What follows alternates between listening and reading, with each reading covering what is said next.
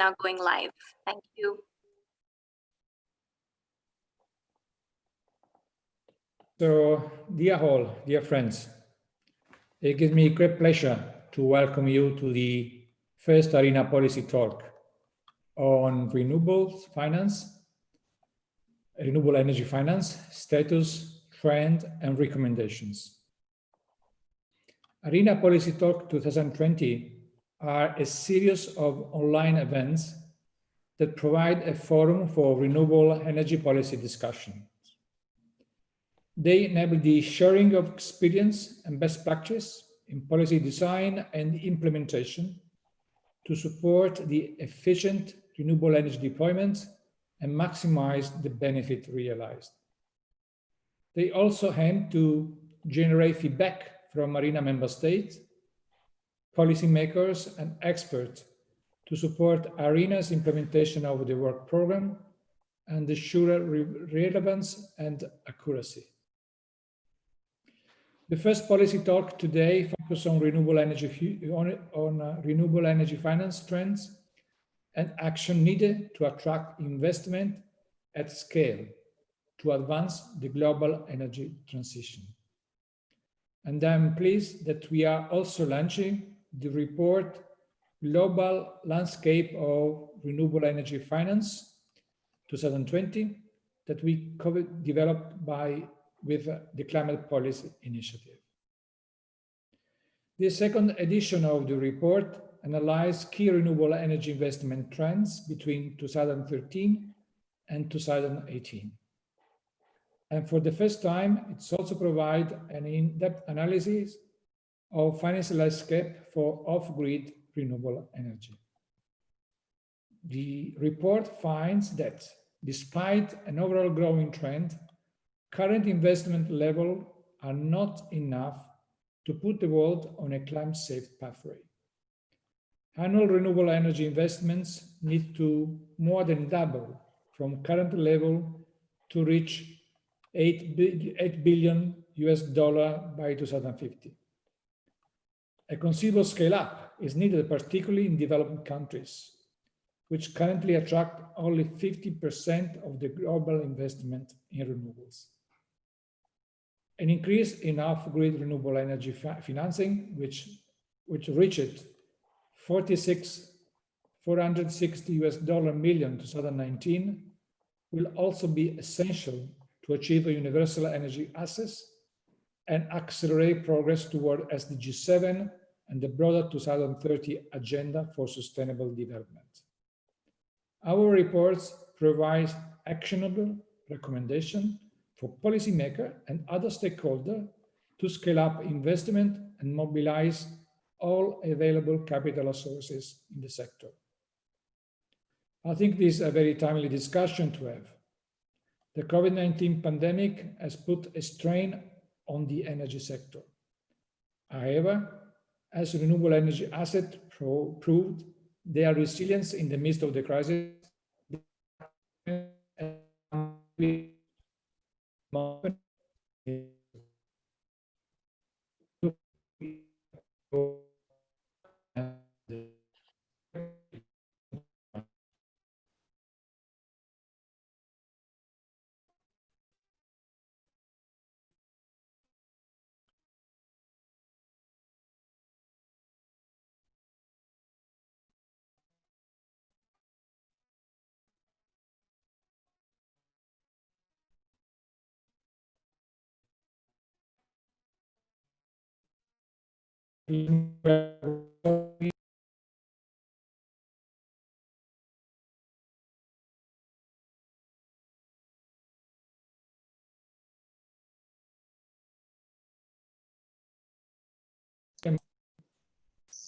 Hello. I think we have an internet issue with the microphone of the Director General. Can you tell me where you ended to listen to me? We lost you at the COVID. So was my last paragraph. So hopefully now you can listen to me and I can repeat it, okay? So We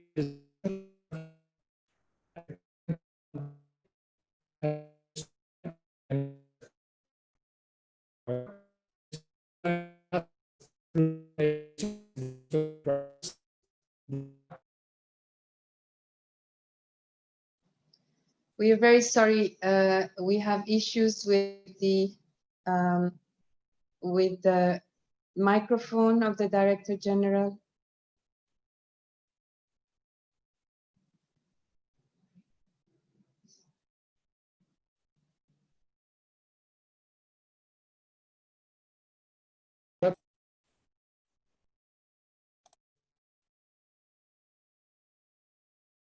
Unmuted.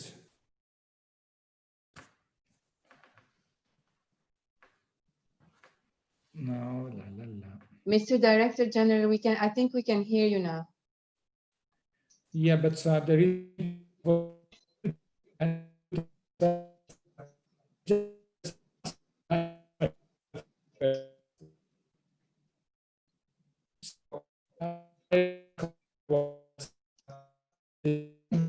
Maybe you can close your video and we can hear the rest of the speech.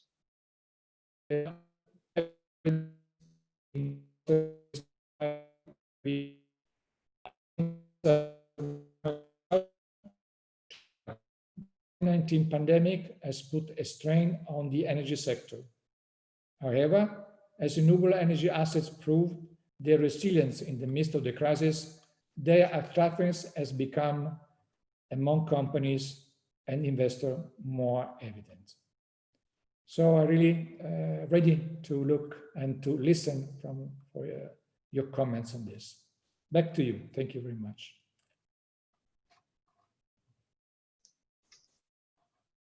Thank you, Mr. Director General.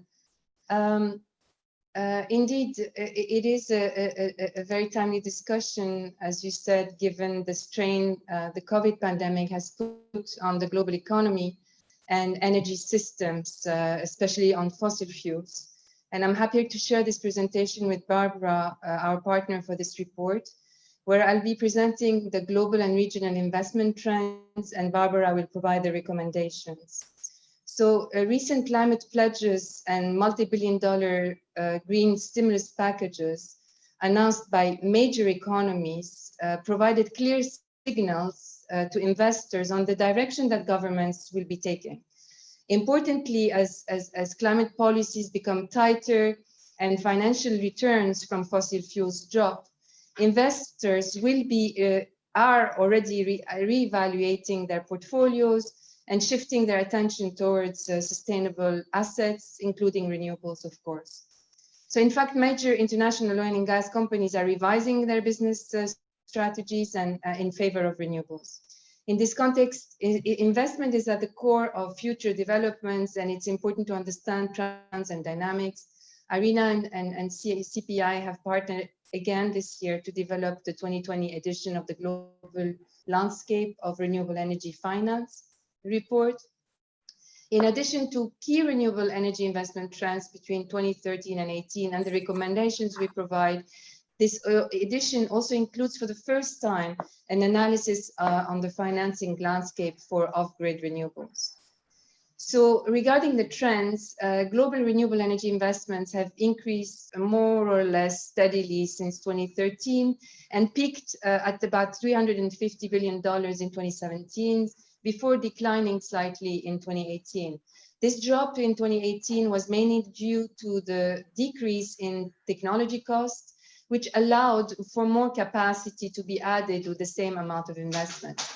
Solar PV and onshore wind consolidated through the period, attracting together 75% of global renewable energy investments.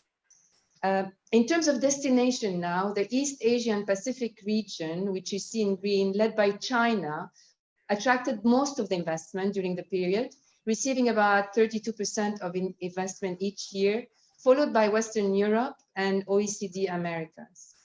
The regions, you will note, dominated by developing and emerging economies, remained constantly underrepresented, attracting only about 15% of the global total for the whole period.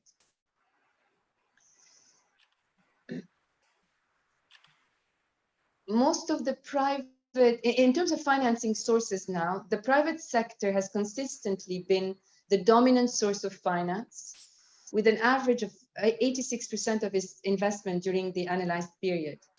Most of the private capital came from project developers, you see it in blue, light blue, followed by commercial financial institutions, while institutional investors only accounted for less than 1% of investment each year. Public finance accounted for 14% of total investment, and as we know, this is crucial to reduce risk, overcome the initial barriers, attract private investors, and bring new markets to maturity. This is especially relevant for emerging markets and in the off-grid context, where the perceived risks are much higher. Now, scaling up investment for off-grid renewable energy solution is essential to ensure universal energy access, as well as a just and inclusive economic development.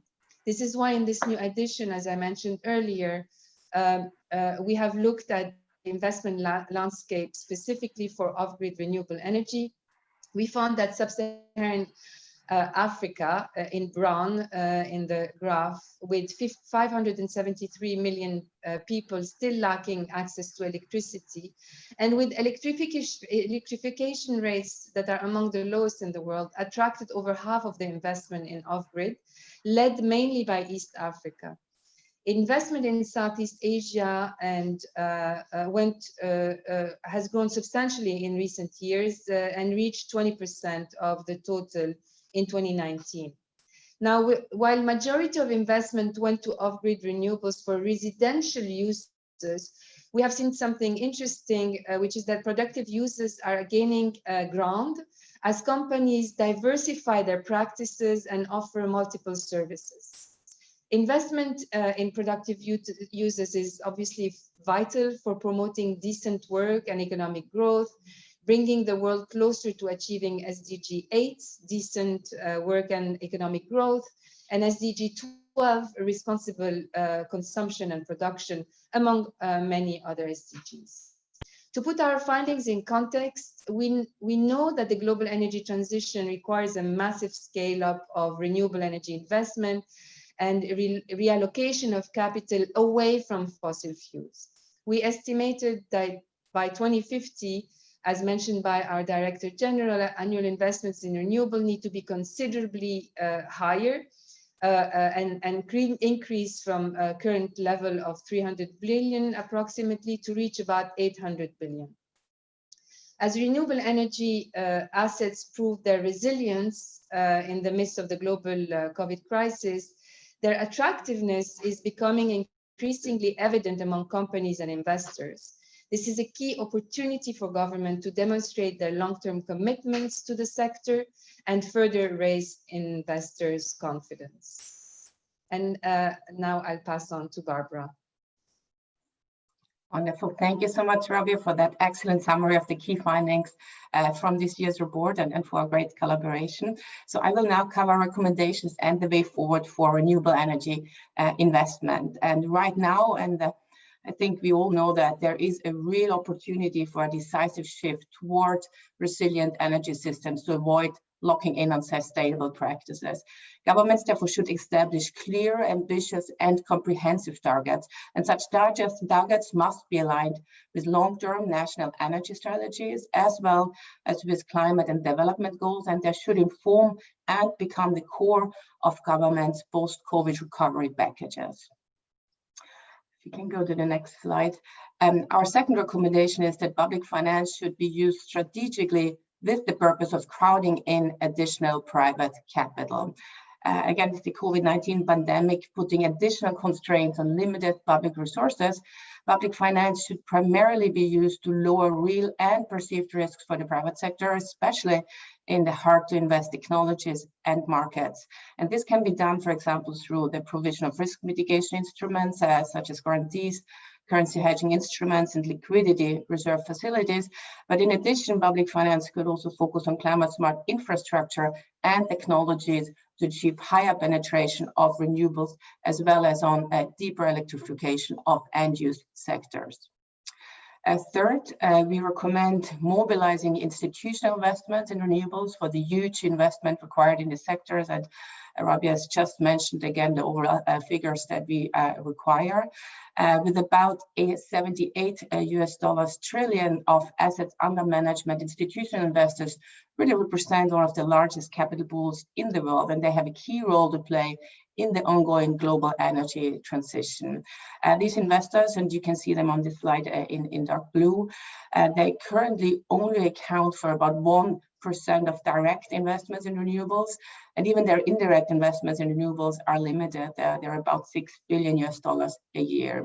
So policymakers and regulators can promote greater participation of these investors, for example, by adopting new investment principles that incorporate ESG aspects, but also by reviewing the investment restrictions and capital adequacy rules that might limit investors' ability to invest in long-term green projects, and finally also by establishing long-term sustainability mandates for institutional investors, including, for example, minimum asset allocation targets for green sectors. And these actions would not only help to scale up renewable energy investments, but they're also sources of opportunity for institutional investors, including greater asset diversification and access to potentially higher and relatively stable long-term returns, and also lowered risk of stranded assets, which obviously is something which we have to absolutely avoid.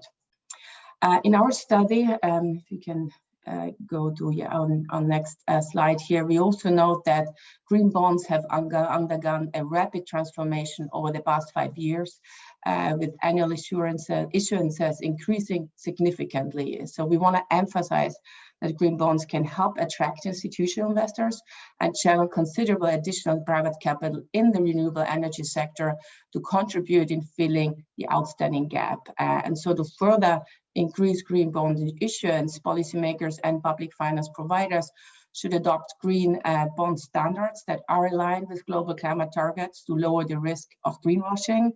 That should also support the development of the green bond market through technical assistance and economic incentives. And again, they should shift to long-term sustainability mandates for institutional investors and create bankable project pipelines through the de-risking of renewable energy assets. Another key actor that emerges from this work are corporations. On this slide, you can see them in light purple, and their participation should also be enhanced. So by setting up the right enabling frameworks, policymakers can encourage active corporate sourcing and unlock additional capital in the sector. So government should focus on setting up a transparent system for the certification and tracking of renewable energy attribute certificates. They also should focus on allowing for third-party sales between companies and independent power producers, and on creating the incentives for utilities to provide green procurement options for companies, for example, green labels and green tariffs. And finally, as Rabia also alluded to before, investment in off-grid renewable energy solutions need to be scaled up, as they are key to ensuring universal energy access and just and inclusive economic development.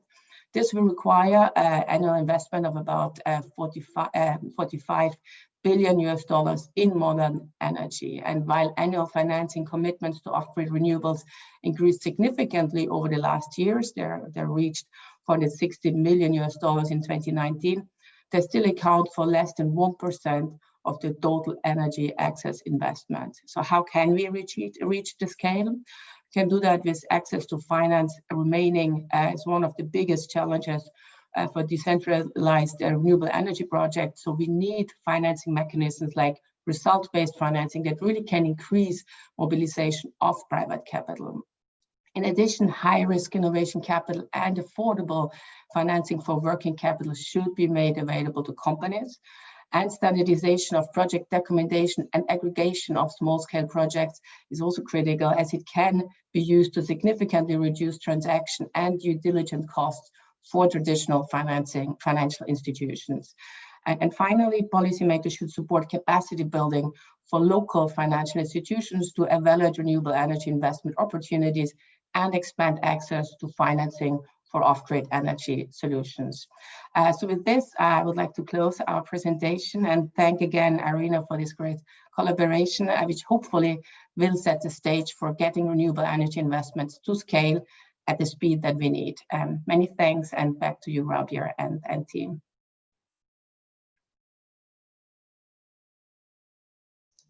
Thank you very much, Barbara. Thank you also for the collaboration. Several people in the chat have been asking for the publication. We're going to be sending the link right now, so you will be able to upload it from the chat. It's a pleasure to welcome this distinguished panel of experts for the discussion. Very briefly, I will introduce the three panelists. Mr. Ben Backwell, CEO of the Global Wind Energy Council and co-chair of the IRENA Coalition for Action Business and Investors Group. Ben is a leading commentator and strategist in the renewable energy sector. Prior to joining GWEC, he was managing director at FIT Consulting.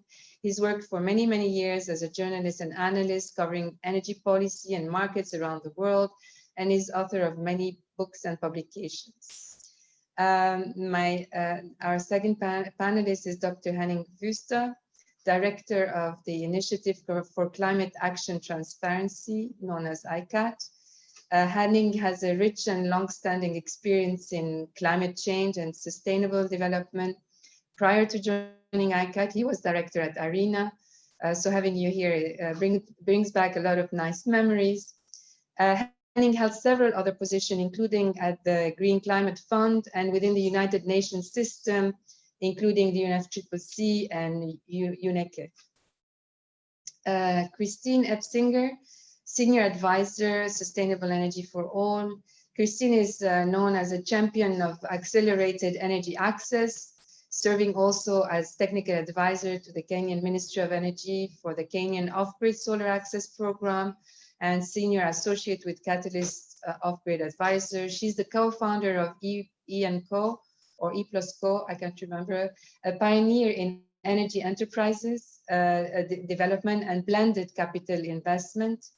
Also a director at Selco India and on the board of REAP, among many other things. So thank you very much for being with us today.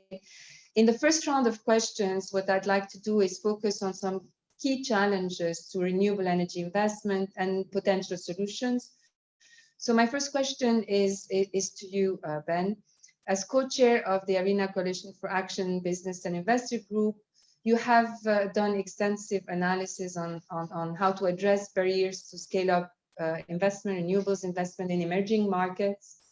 And based on that work, and of course your other experiences with GWEC, what are the main challenges to scaling up private capital in the sector, especially in these markets, and what are some of the key instruments to overcome them?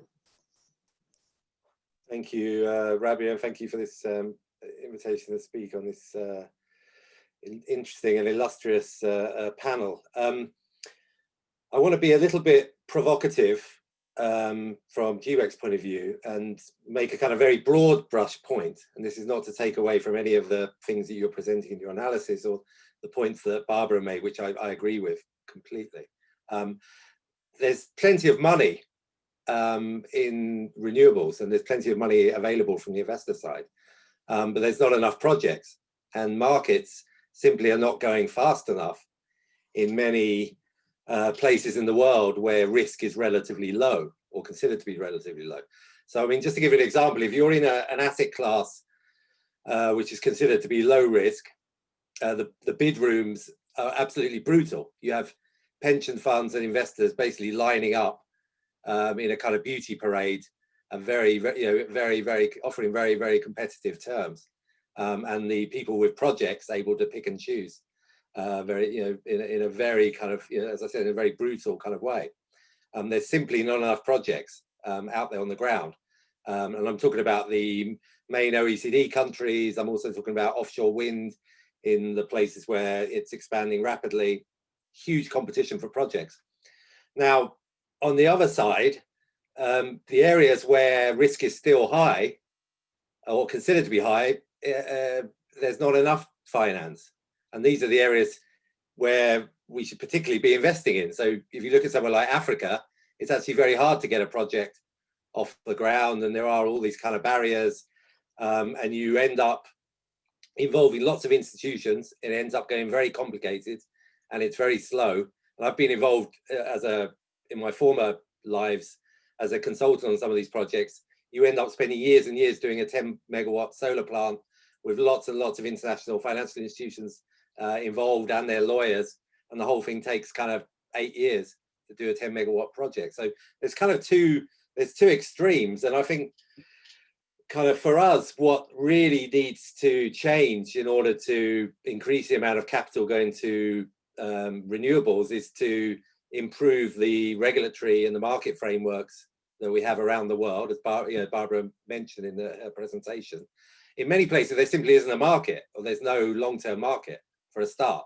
There's many African countries, for instance, that they don't have a 10-year or a 20-year market, from what I can see, because the power system and the market is not set up for the energy transition. And there's no mechanism to push old power off the grid, or to provide a framework for investors to be able to invest in new power. And that's the same in many areas of Latin America, also some areas of Southeast Asia. So those, that kind of market building, those basic things need to be done. There's a lot of capacity building that needs to be done with governments. There needs to be stronger kind of push factors to push off incumbent fossil fuel and to stop new fossil fuel from being built. I mean, I still feel sometimes when we go to Africa that the gas people come with a kind of slightly simpler proposition than we do, and they end up winning sometimes. Now, I know there's lots of initiatives to try and improve the situation and create a framework for de-risking investment.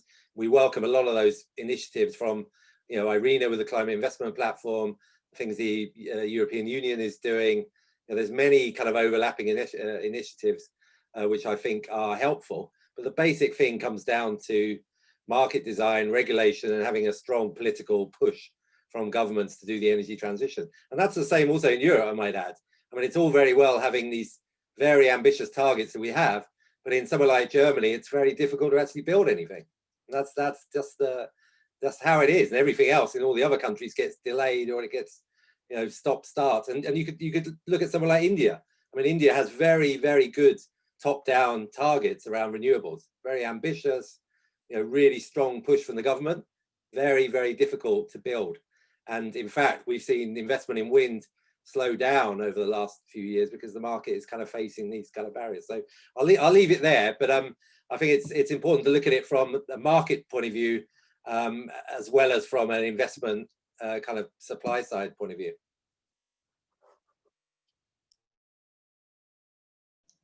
Thank you very much, Ben. I think differentiating between the different regions of the world and seeing where capital goes and where capital has still issues to go is definitely something that we're working on, also in terms of regulation and sort of policy framework, but also, as you mentioned rightly, through our climate investment platform, where we aim to facilitate project development and bring those projects, such as in Africa, to bankability. So thank you very much. I will go now to Henning.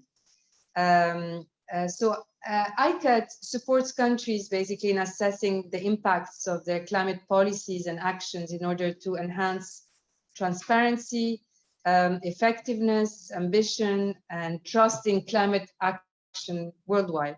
So from your experience at ICAT, also from your previous experience at IRENA, what are some of the instruments that have proven effective in leveraging private investment?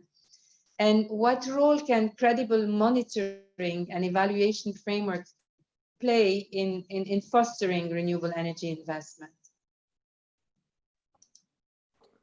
Good afternoon, and thank you very much, Rabia. It's so nice to see you and the colleagues around, and congratulations to two wonderful reports. I think really excellent, certainly recommended reading for all online. So really two good pieces of work, and it's great that you also extend the analysis now into the off-grid renewable energy sector. I think that's a really important aspect. Coming to your question, I think we clearly recognize the need to scale up investments. I think I saw in the report somewhere a factor of 3 that's required. And we also understand that it has to happen via crowding and private investment. So what is the best way of doing that? Risk mitigation instruments, in my view, come at the top of it. You have highlighted some examples in your reports where risk mitigation can really make a difference. That's clearly where public finance should be focused on.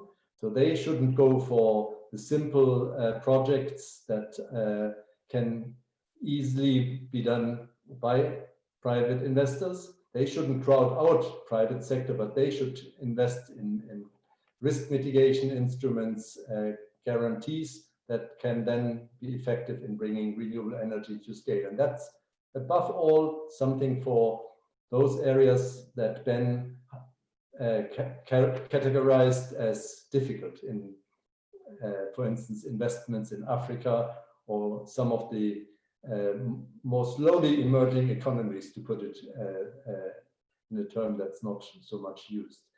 I mean, and I think everything that is needed is actually known. There's a blueprint for a solar guarantee fund out there that could help to scale up solar energy in Africa, Asia, and Latin America.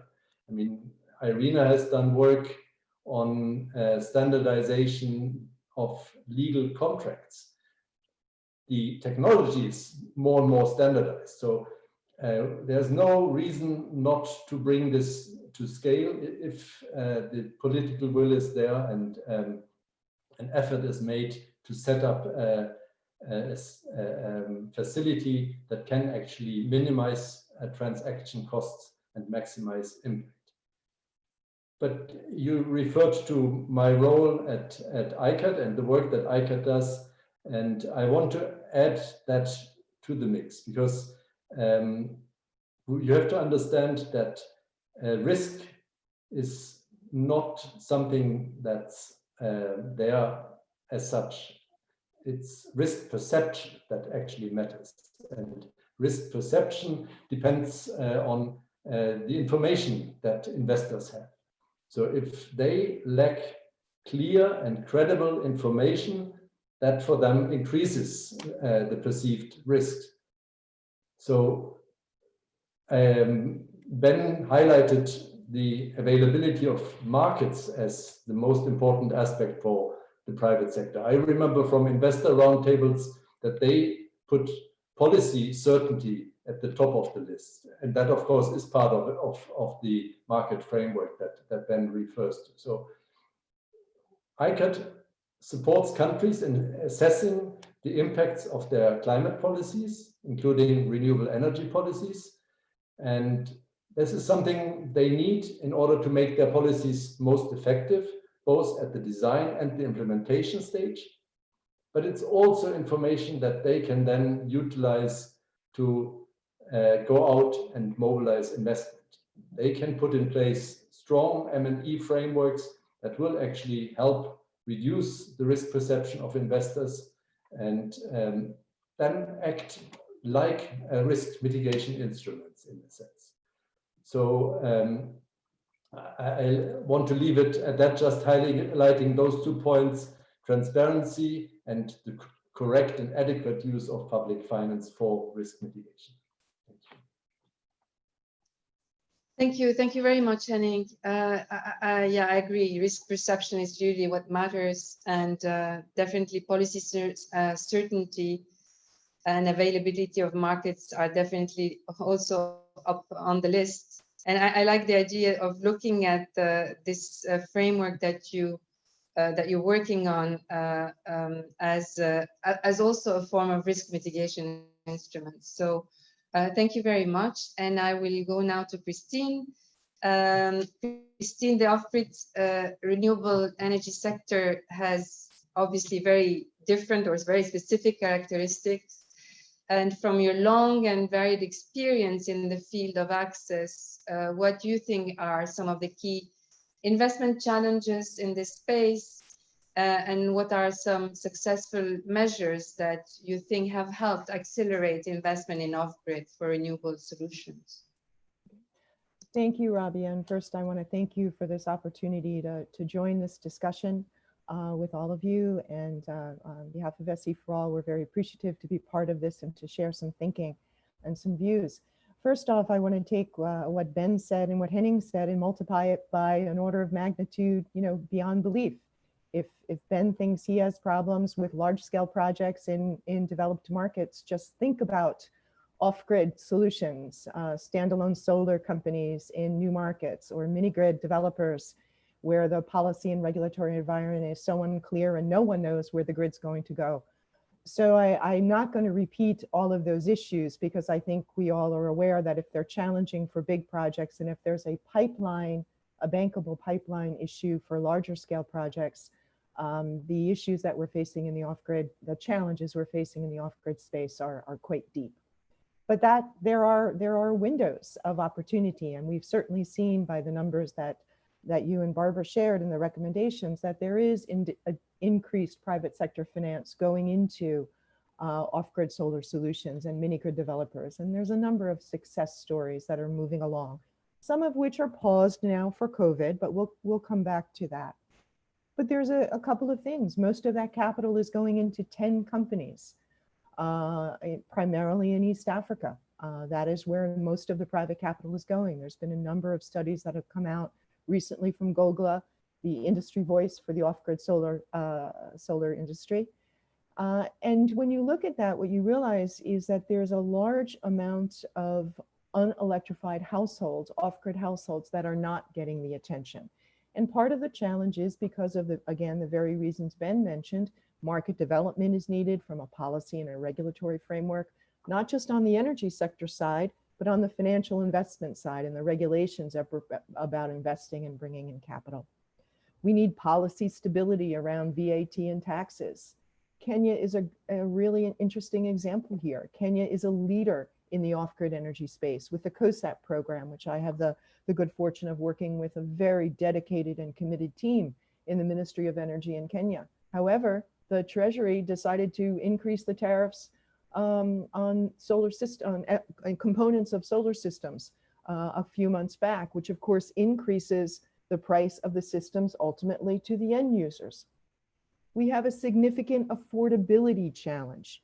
If we're really looking at meeting universal energy access for all by 2030, there's a large swath of the unelectrified population who is not going to be able to afford it. A report last year by Sustainable Energy for All called Taking the Pulse looked at that affordability gap. And in just 2 countries, it's almost $1 billion. The numbers are $329 million in Uganda of affordability grant public subsidy funding.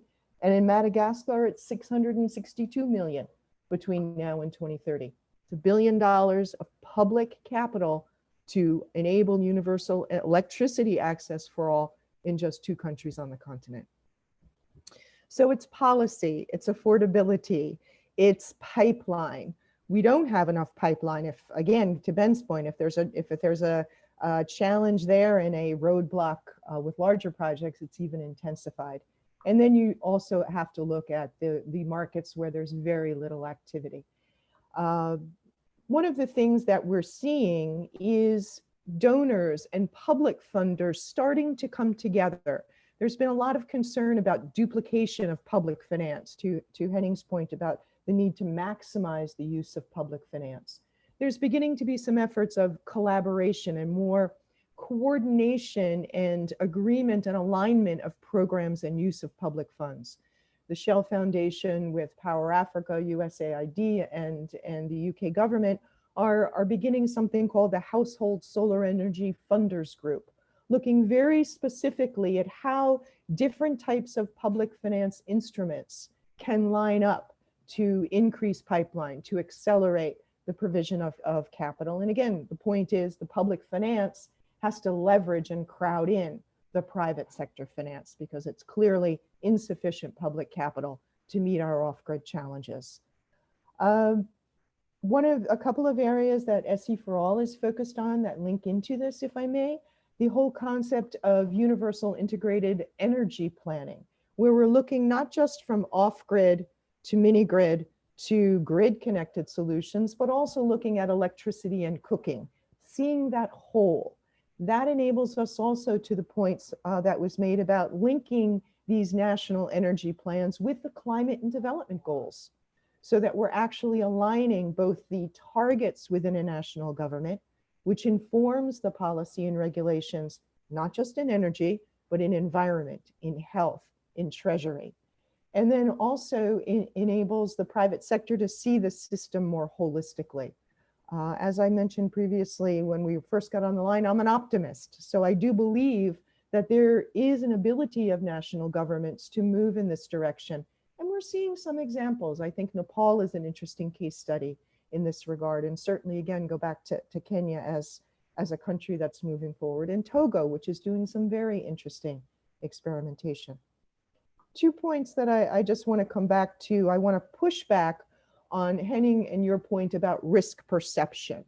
This is also about risk appetite. Let's be real. The development finance institutions are not at this table. They are not focusing on the off-grid energy access space to the extent or the volume of capital that's needed to really make a dent in reducing risk, in taking risk and innovating around innovations, and in also enabling the private capital to flow.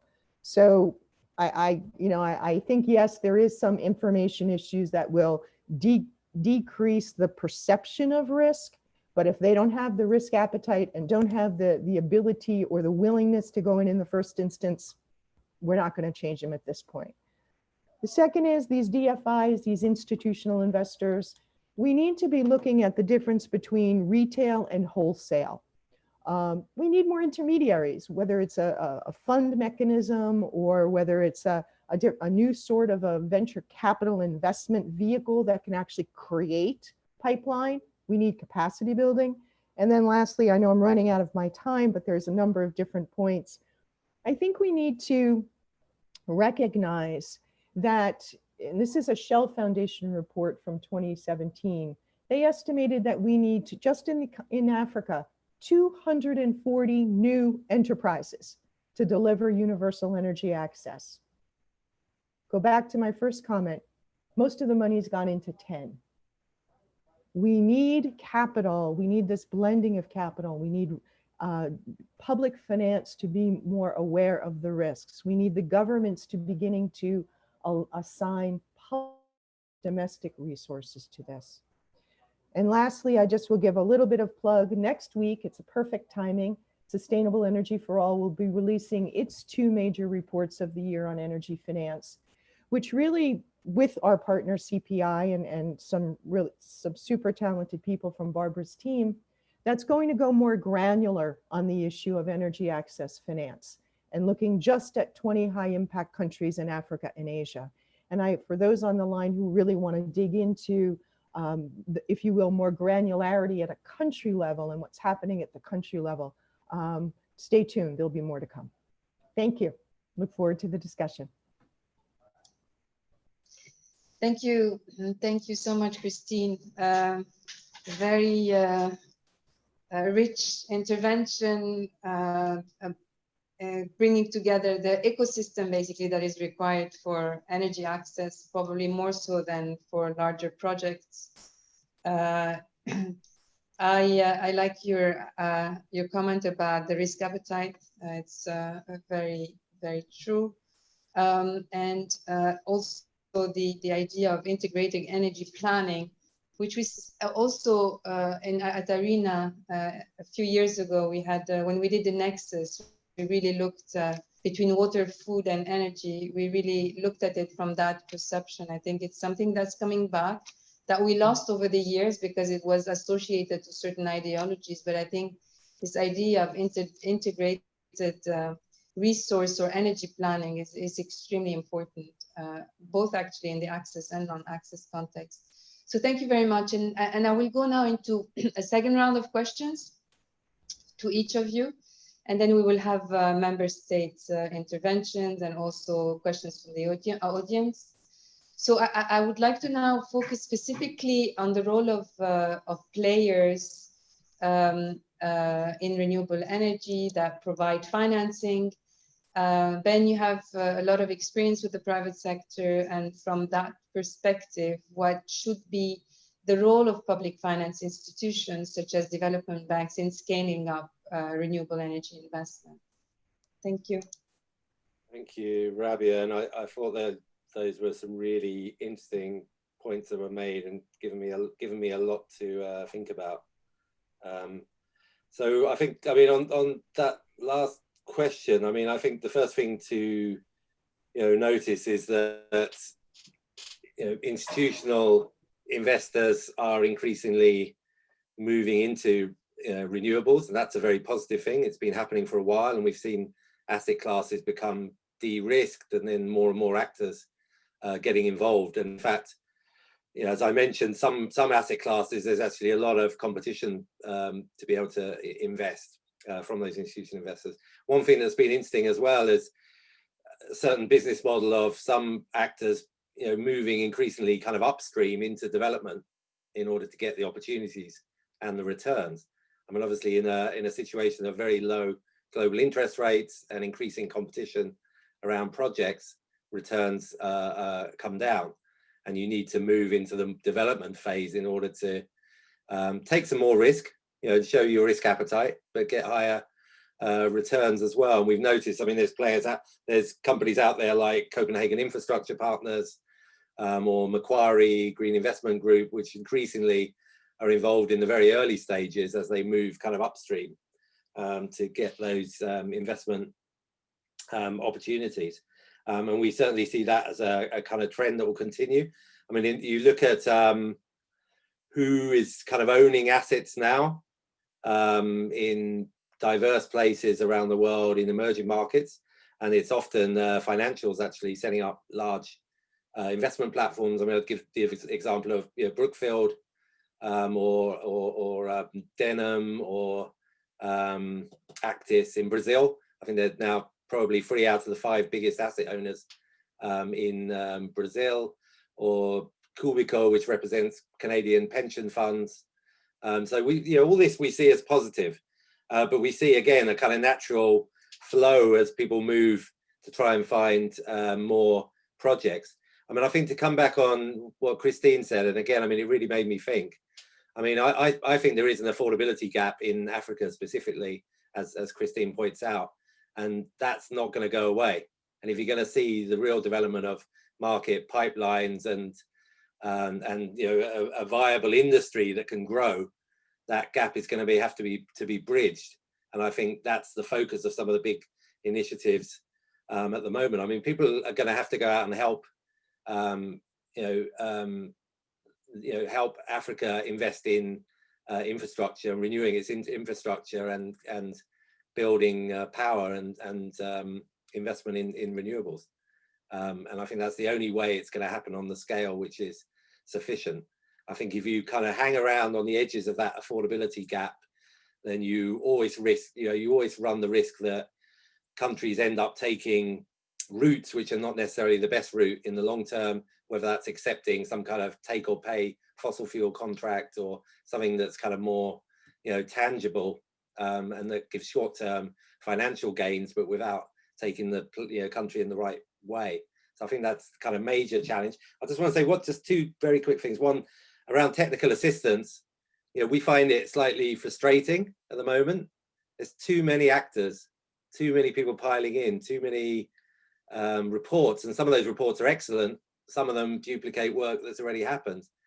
And we find there's kind of an NGO competition sometimes to kind of provide more and more kind of advice, but that advice is not necessarily taken, or there's not even the technical capacity in governments to be able to absorb the advice. And then we also see countries running their own advisory programs with their own specific kind of takes on things. We really think that needs to be simplified and have a more simplified interface for technical assistance. And I know that's one of the things that the COP26 team and the energy offer really looks at, is how do you get a more coordinated kind of linked up view on technical assistance. And then just one final point on Henning's point. Yes, indeed. I mean, policy certainty is still the key, and those top-down policy aims and stated aims are still incredibly important, even if sometimes we can't actually get things done on the ground immediately. You know, they give that direction of travel and they tell us where, you know, a country or a market is going, and that's still for me the absolutely key thing. And eventually policy and markets, we hope, kind of catch up. And I mean, I'll give an example. I mean, you know, South Africa was going extremely well for renewables. You know, renewables at one point, and wind in particular, was the highest contributor of foreign direct investment in the economy for seven straight years. And then because of a policy hiatus that we all know the story about, and a kind of you know, planned foray into nuclear you know, renaissance, and then didn't happen for specific reasons. You know, there was a big hiatus, and it's really set things back, and that's because of top level, you know, policy uncertainty. It's not because there's not a demand for renewable energy, and in fact there's, you know, actually pretty good market conditions, good technical conditions. So that kind of high level buy-in is still, obviously, I think, the number one priority, and why IRENA and the work that all of you are doing is so important.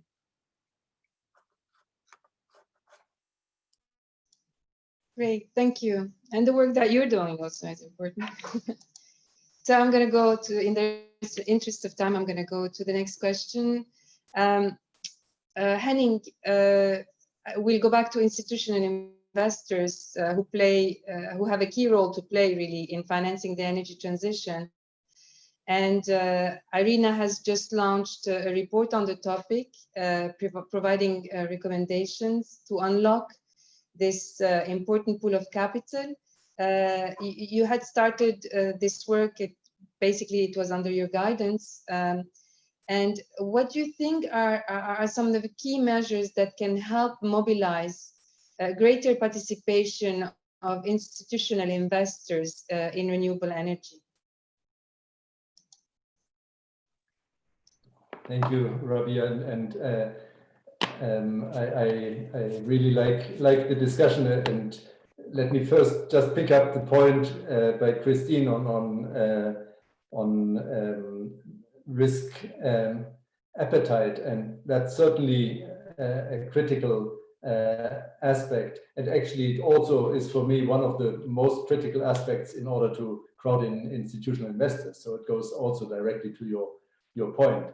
I mean, the risk appetite is what we need to see more at the side of development finance institutions. Absolutely. I mean, they should not go, that's what I meant, they should not go for the simple projects that could be done by private investors. They should have a higher risk appetite and go out there and de-risk some of the investments that are otherwise not feasible. So absolutely agree with you that on that front. And as I said, I mean, de-risking is number one need in order to get institutional investors also engaged on this. But it's not sufficient. I mean, but let me first highlight why it is so critical to think about institutional investors. I mean, they own the bulk of financial assets. So it's very clear, without engaging institutional investors, without getting them on board on the renewable energy finance voyage, we are not going to resolve climate change, and we are not going to meet the 2 degrees target, let alone the 1.5 degrees target. That's absolutely clear. I mean, any investment from institutional investors in bulk or otherwise that go into fossil fuel now and have a 40-year lifetime, they violate the Paris Agreement because they go beyond the 2050 timeline when we should be at climate neutrality. So I think that should be stated even more strongly than you may have done in your report. What is different about institutional investors is to some extent their risk appetite. I mean, they are pension funds, so they have to go for long-term, low-risk investments. So that's why they, more than others, actually need a landscape that is de-risked and allows them that engagement. But then they also need to deal with big assets. So they need large ticket sizes that they can actually engage with. So some of the small renewable energy investments, I mean, above all, small off-grid investments are not feasible unless there's some action to aggregate. And that brings me back to the point I made before about standardization, because in order to aggregate, you need that standardization so that you can actually bring together the assets, the smaller assets, into a big pot that can then be accessed or can be financed by institutional investors. And green bonds is a wonderful tool, and you've written very well about how important it has become. So that's a vehicle that governments can support through various policies. I mean, I always warn against misusing green bonds and any risk of greenwashing, because as soon as you go down that route, then you destroy the trust that investors have and that others have in that asset class. So keeping clarity on standards is absolutely essential in order to move this forward. Let me highlight one aspect that I think is often overlooked. That's mobilizing institutional investors is an important strategy for developing countries to mobilize domestic sources of finance. So that you have important pension funds, insurance companies, sovereign wealth funds in developing countries that are an important source of capital and could be utilized much more. I mean, you have such institutional investors now investing in real estate in South Kensington. That certainly doesn't really make sense. Or investing in shopping malls. There's a source of capital that can be tapped by developing country governments through the right policy support, bringing in also the central banks to provide support. And then again, there is a role to play for DFIs and climate finance institutions to help de-risk the environment. We are, of course, not talking about putting the pensions of Africans at risk. We are talking about an environment where the capital is used in a responsible way, but also responsible then for the climate and for the future of the planet. And I must say, your report really gives quite an appalling picture of the role of climate finance institutions in the renewable energy finance landscape. It seems to have been going down rather than up. I mean, when we created the Green Climate Fund, we created it as a vehicle to have a higher risk appetite, to actually go for these, for that de-risking that is necessary to bring renewable energy investments to scale. So I think we should think about a big climate finance initiative for Glasgow to engage climate finance institutions at scale to provide the risk capital to mobilize institutional investors for renewable energy investments in developing countries. And IRENA, together with CPI, could play a very nice role in preparing this. And as I said before, I think the blueprint is already out there. It just needs to be put together, and then we need to mobilize the political support for it, which I'm sure would be feasible. So let's take that as an idea for the next year to get this issue resolved. Thank you, Henning. As you know, we now have the a division for project facilitation, and some of the work on as you mentioned, on solar contracts, standardization, etc., and many other instruments are being used to facilitate projects. I also want to thank you for mentioning the institutional investment report that we have just launched. I'm asking the team to also include it in the chart so you can have access to it directly. They have also included the global landscape report a little earlier on. So for those who want to download it. I will finish with one question with Christine. Again, looking at the off-grid renewable energy sector, if you could, you also already mentioned it a bit in your first intervention, but some of the key investors that could or should play a bigger role in financing these solutions in developing countries, and how can their participation basically be promoted? Thanks, Rabia. And again, Ben and Henning, for your comments, which I'll allude to but not repeat. I think the main thing to think about in the off-grid space is it really is a space of blended capital.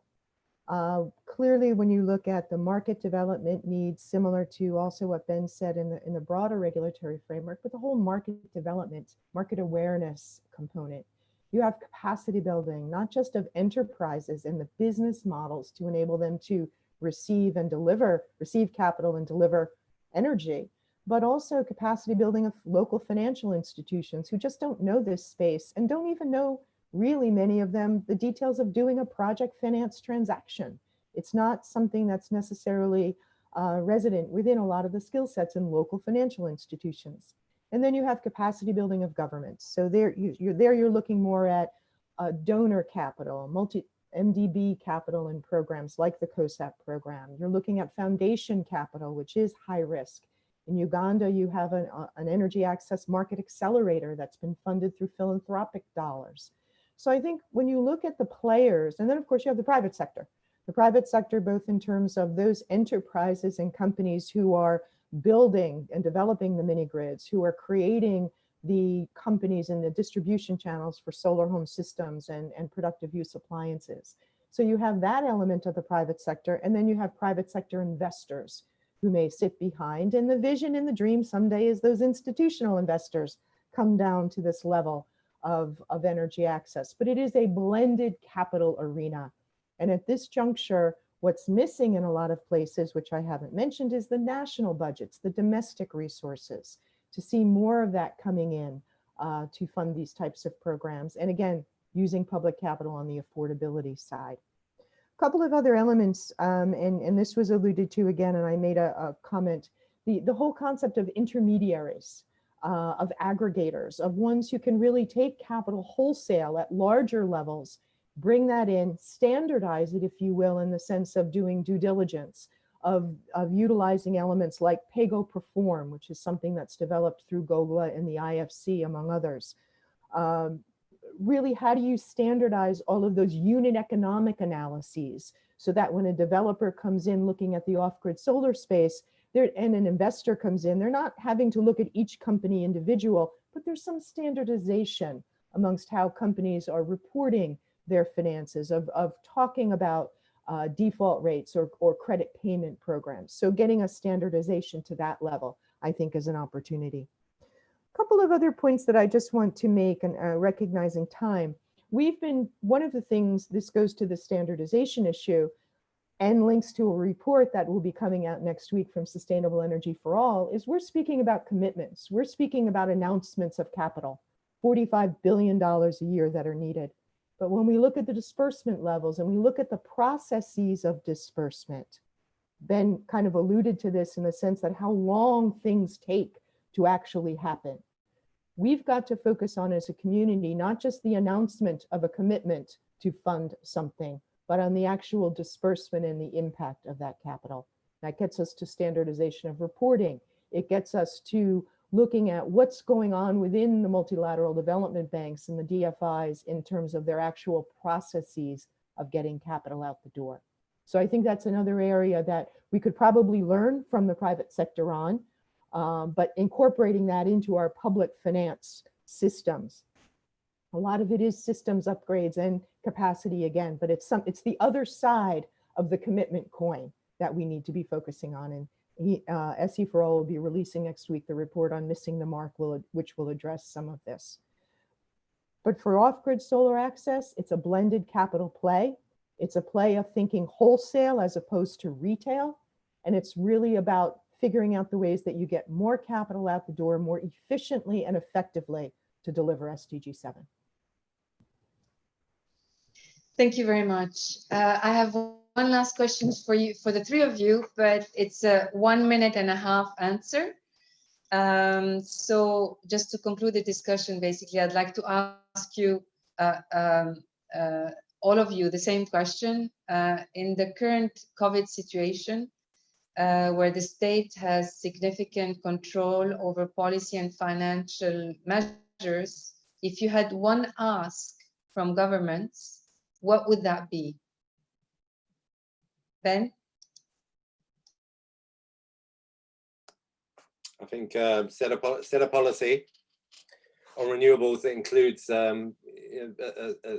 which is built around the transition, which includes measures to push off the incumbent power, and then stick to it and create market design frameworks that allow it to happen. So a big ask, I guess that's two asks, but it's still policy certainty and sensible market design, which reflects the energy transition.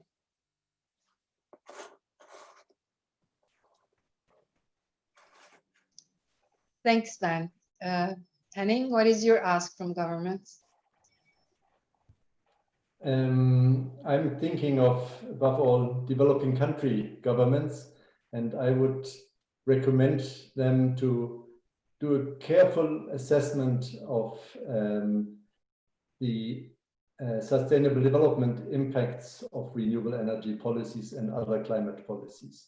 So carefully look at how they can help countries to create jobs in the short term, what macroeconomic multiplier effects they have, how they can help to reduce balance of payments deficits. So just to mention 3 examples of the assessment.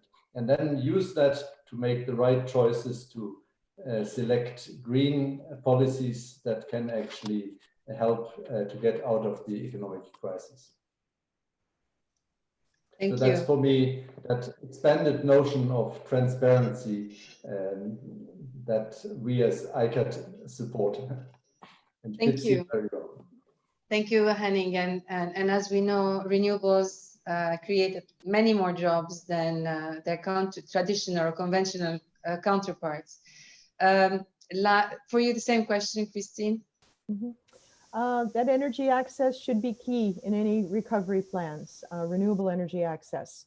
And in that regard, recognizing energy access for health facilities, energy access for small businesses, that actually integrating access as a key element in recovery for both economic and human development purposes should be, this is an opportunity to really look at the role that energy access plays and quite in the center of resiliency and recovery plans. Or I should say recovery and resiliency plans. Thank you very much. That was very interesting, and I'd like to just call on one country intervention, Italy. This is Dr. Alberto Biancardi, who is head of international relation at GSE. So I'm going to try my Italian. Servizi Gestore Energetici, something like Energetico. Your Italian is quite good. Thank you. Thank you, Madam Chair. Thank you, everybody, for this opportunity. I would like to use my 3 minutes for a twofold set of remarks about our experience, the Italian one, and some suggestions for policies. So the first point, I think that the rapid increase in renewable energy production in Italy is the result of specific policies aimed at attracting investment in the renewable and energy efficiency sector, reaching and surpassing the 2020 European targets involved for our country a constant commitment However, the commitment was well worthwhile since we stimulated the economy with the creation of new jobs, 100,000 just in 2019, and encouraged further green investment, 2.6 billion euros in the same year. We are aware that further investment are necessary to reach the 2030 targets set by our integrated energy and climate plan, requiring at least additional cumulative investment for 119 billion euros in the period 2017-2030. The second set about policies. We think that based on our experience, in order to attract investment, is of paramount importance the implementation of a stable regulatory framework capable of taking into account the use of new ITC technologies, which are enabling factors to integrate large quotas of renewables. Another fundamental lesson is the need for an accurate modulation of the amount of granted incentive according to the different level of maturity of the technologies. Otherwise, undue incentives are highly likely to produce serious market distortions. In countries we do developed energy system, as in Italy, a good way for allocating incentives, in our opinion, is through auctions, specifically designed according to the different technologies we want to incentivize. We also think that actions on a procedural level are important in order to further encourage green investment. First, it is important to implement a simplified authorization procedures. Furthermore, in the case of innovative and not yet fully mature technologies, for example, ocean technologies, it would be helpful to share experience and incentivize framework among countries having similar features, so potentially exploiting similar technologies. Finally, I think that investment can find a fertile soil when virtuous forms of circular economy are encouraged among different industrial sectors. That means basically to work not only on supply side of the market, but on demand side too. For example, fostering consumption by industrial consumers. Thank you very much for your kind attention. Thank you so much, Dr. Biancardi. This was very interesting, and bringing the demand side of the story is also quite important. I would like to ask whether other member states would like to take the floor before I continue with other questions. No.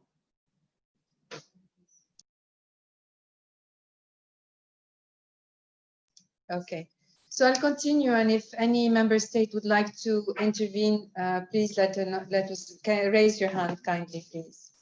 I have quite a few questions from different people in the webinar.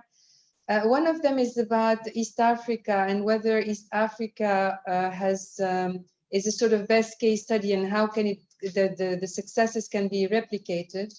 I mean, I think we have done some work on some of the successes in East Africa, and indeed, compared to other sub-regions, countries in East Africa have generally developed or a highly developed mobile money industry, which was obviously a prerequisite for the pay-as-you-go system. There have been recent policies to promote the expansion of mini-grids in Nigeria. Also, so in Nigeria, that had also an impact on investment in the country. We have seen significant growth there in 2018-19. I just would like to highlight, and maybe the team can send the link to that, a publication we had on policies for access including mini grids, with several examples of many of the issues that we have spoken here in terms of access, be it regulation, policies, the whole ecosystem required to promote the off-grids and replicate some of the successes that we have seen. I would like to ask now for Kenya to speak and then continue with a couple of other questions that we have from the audience.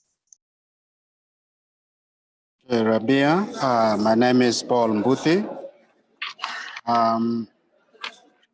Kenya applauds IRENA for its global leadership in the renewable energy space, and in particular for convening this virtual policy dialogue on the status and trends of renewable energy finance.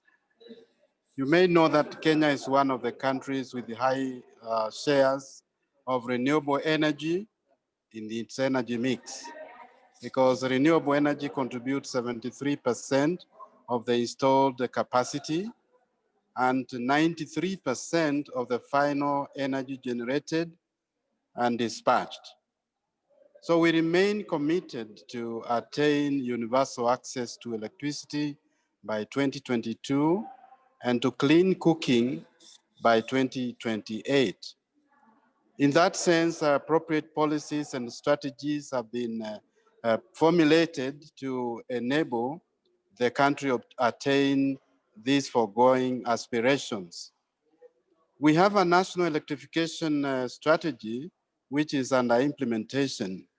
And this strategy is a roadmap for achieving universal access to electricity as a key plank of powering the country's development agenda. In that sense, we also face some key challenges to achieving this level of access.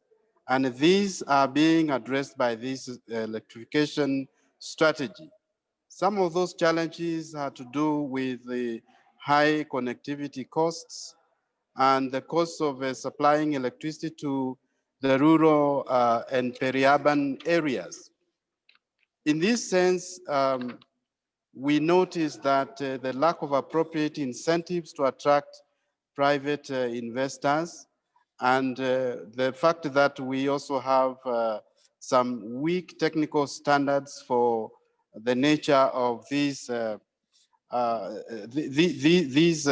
targets that we are addressing to the settlements. So the energy electrification strategy has estimated that Kenya requires to the tune of 2.75 billion to achieve universal access to electricity. So in this sense, financing becomes a critical and pertinent challenge which is needed to be addressed if we are going to address and achieve or accelerate the universal access to electricity. My last point is just to indicate that as Kenya is addressing these issues, the issue of enabling policy and regulatory environment remains an important aspect. And I think Christine alluded to this, because we've also suffered some taxation changes, policies that have changed over time. And these have tended to claw back on the gains that we had received.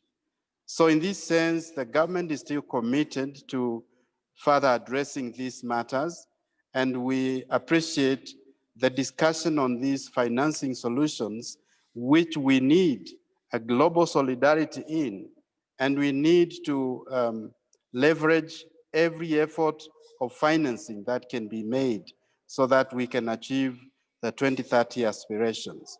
So in this sense, we remain committed, and we hope in these discussions, we come up with some useful recommendations which can help us address some of the inherent challenges that we need to overcome. Thank you very much for listening to me. Thank you very much, Paul. Thank you for, Dave, it's very nice to see you. And thank you for giving us some highlights on the case of Kenya. also speaking about the difficulties when there's sort of policy uncertainty or policy changes, which is quite important, as mentioned by many of our panelists. I would like to ask a question actually to Barbara. It's coming from the US, and it's quite interesting. The person called Jonathan Walters is saying, are past trends in private financing relevant to predicting what will happen in a global economic depression? And surely the big issue is the need to counter cyclical public investment or public financial support to encourage private financing. Do you agree? Yeah, thanks so much for this question.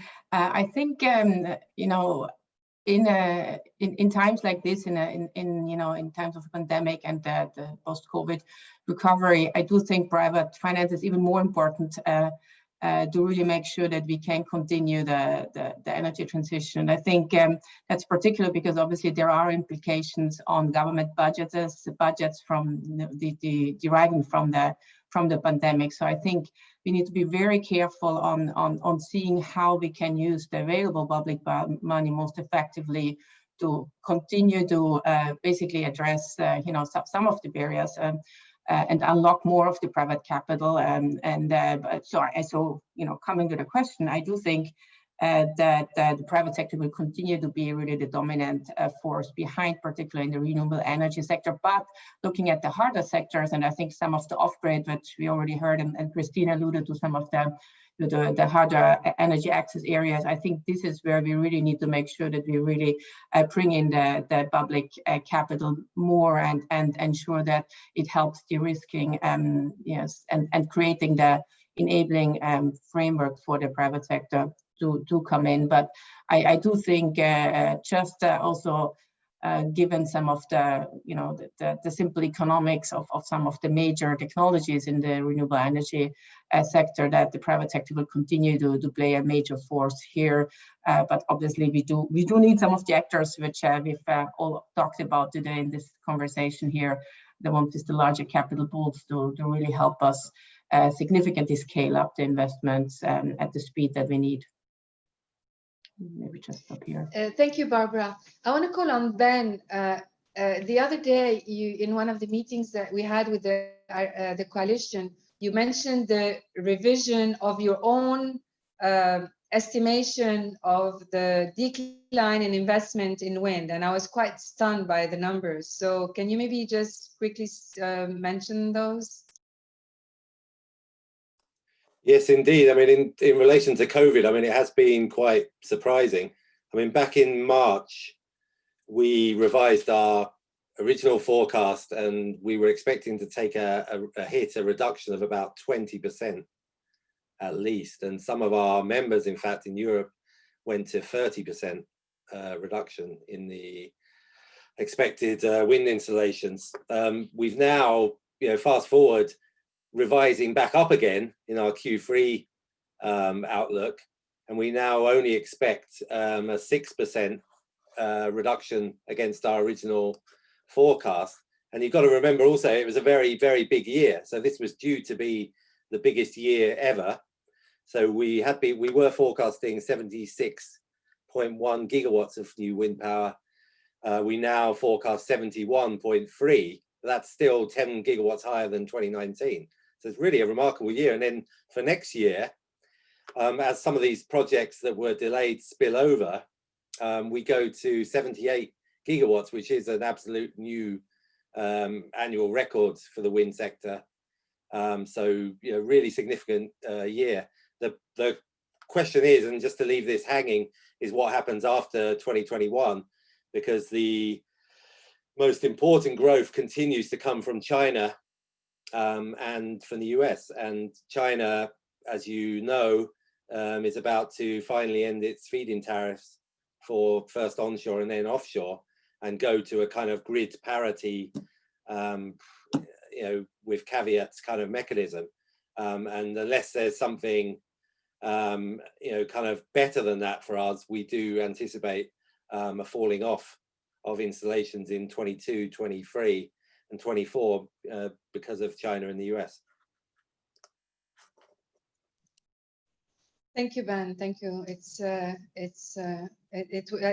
thought it was so interesting because already in March, our Director General was saying that you know, the renewables are going to be resilient, much more so than other sources, and I was a little skeptical, but you know, obviously it was true. But your numbers last week also further supported that, and I thought it was very interesting.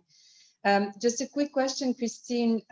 How is the COVID or post-COVID or whatever situation in terms of access? I mean, just 2-3 points if you would like to make.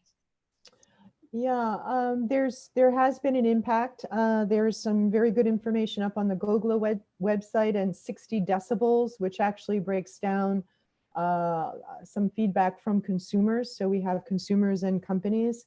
There have been some significant delays in consumer spending through the PAYGO model, but it is not as bad as it originally had been forecast. Again, the similar reaction, and the reason being is more people were home in the villages. There were more demand on the electricity, so there has been a continuation. It hasn't been as deep, but the challenge has been in the growth of new sales. There's definitely been a dive in companies' ability to bring on new customers. That's partially the result of affordability and access to capital for the customer, for the end user. But it's also the fact that there's been restrictions on travel, the inability of local agents and sales agents to get out there. So there's been a concern about the ability of companies to increase their new customers, build on those new customers, local agents being able to service existing customers, but it has not been in some markets such as Kenya as deep as had been forecast or expected, I should say. There has been a slowdown in new capital coming in, and a lot of investors, particularly private sector investors, have just put it on hold, and that's causing, both on the standalone solar side as well as on the mini grid developer side, concerns about the ability to maintain the momentum that really has been coming along through these past couple of years on off-grid solutions, both standalone solar as well as mini grids. Thank you. One last question to Henning, which is, how are you doing? I mean, you travel the world all the time for your work, and to support countries having let's say policy certainty in their regulations, etc. So how have you been managing this and support in this kind of support? Thank you, Rabia. No, I'm not traveling all the time, and I'm trying to reduce it. And actually, we have been able to continue working with countries very well during this pandemic without traveling. So I always say that climate action transparency is something that countries have to do at home. So now they have to stay at home. So it's a perfect time to do that kind of homework. And I realized that many at first sort of some activities were stifled in April, May, because of course at the core of all of this, and as much as generating then investment, is bringing stakeholders together. And if you are not allowed to organize big meetings, then something is missing there. So that there was a break at the beginning, but I feel that since June, July, things have been picking up in a different mode.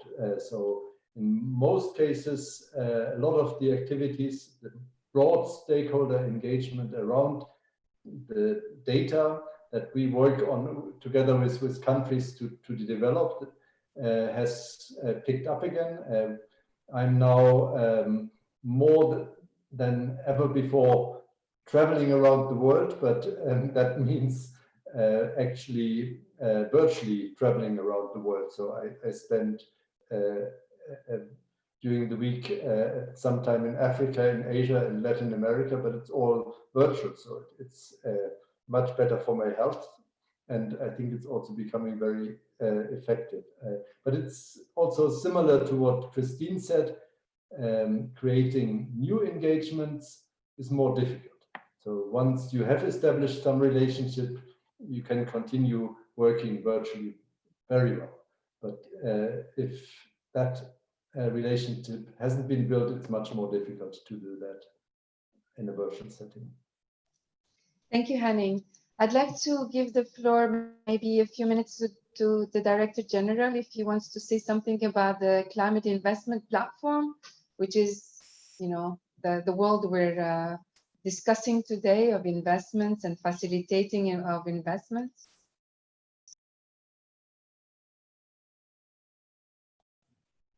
Yes, sure.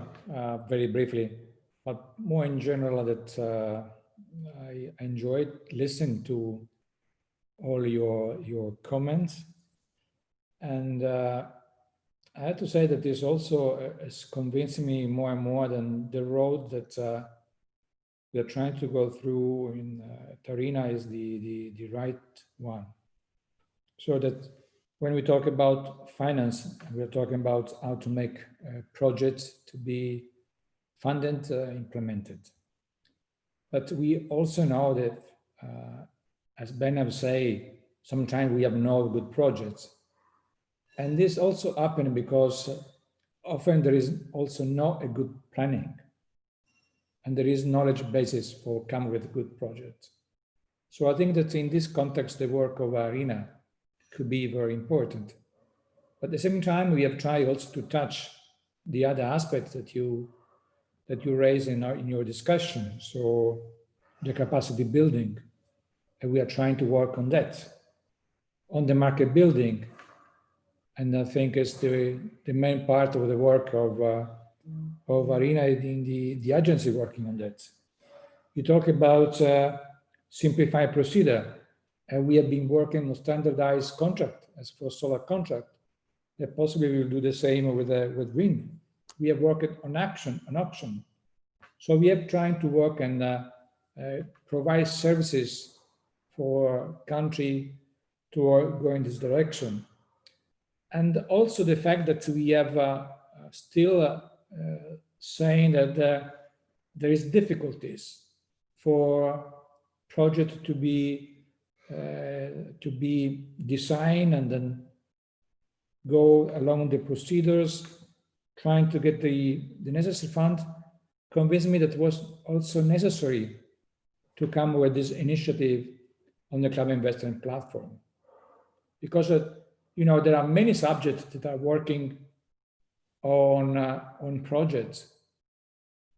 But following your discussion, it seems to me that IRENA could be one of these subjects that, because of this year's global representation, can tackle all these things together, and so working in the most effective way in supporting the design of the project and supporting to find the right funding, the risk option, especially for the small and medium plant. So this discussion has convinced me that we have to continue to work in the direction that we took. And also I wish to compliment Ben with the good result on wind this year. Rabia said to me that in March, in fact it was the 15th of March, I checked it yesterday in an interview to Forbes. I would say that the sector was going to suffer less than the others. And this was also in a statement that we published on the IRENA website on April. And I want to say I was finally happy to listen to my friends Birol of the IAA said that finally they say that the solar is the king. So I was really happy to listen that finally. Naturally, Rabia pointed me out correctly that we have not to talk about a king. We have to talk about a queen, because it's an energy source. So it's a queen. And in this respect, I have to say that wind should be the sister of the queen in this case. So, and I'm sure that the next year winds will increase, as you already forecast. and will give a basic contribution to the energy transition. So thank you very much to all of you. Naturally, the conclusion will come from Rabia and Barbara, but I wanted to thank you for your participation, for your contribution to the discussion as from the many participants, following the chat, many interesting questions, rapid response. So thank you very much for making these meetings good things to assist. Back to you, Rabia. Thank you so much, Director General. I guess we don't have conclusions. You've done them, and we have come to an end of this important discussion of the financial and policy measures that can ensure accelerated renewable energy investment and progress toward climate and development goals. So I'd like, on behalf of IRENA, to really thank you once again, all the panelists, for joining us today and share your expertise and on-the-ground knowledge, as well as thank you to member countries for their contributions, and of course to the audience for many questions and interesting questions. And we hope that you will join us again for the second policy talk, which is going to be on the 30th of November. So, and it will be on policies for heating and cooling in a time of transition. So thanks again for joining us. Thank you, Director General, and thank you everyone for being with us. Thank you, everyone. Bye. Well. Thank you, everyone. Bye-bye, everyone. Bye, everyone.